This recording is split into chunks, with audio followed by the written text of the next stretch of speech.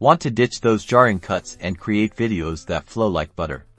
Let's dive into adding transitions in DaVinci Resolve 18. First, make sure you're in the Edit page. You can find it by clicking the Edit tab at the bottom of your screen. This is where the magic happens. Now, import your clips into the media pool and drag them onto the timeline. Notice the cut point where one clip abruptly ends and the other begins.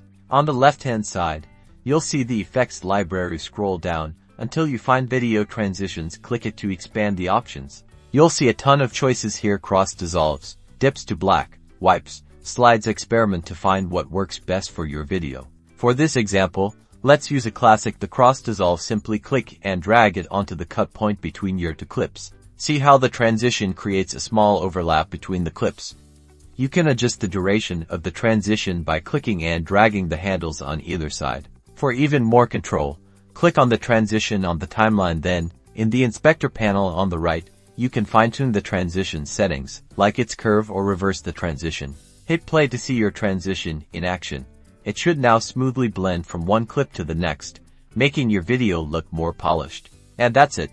You've successfully added a transition in DaVinci Resolve 18. Experiment with different transitions and settings to find your own style and take your videos to the next level.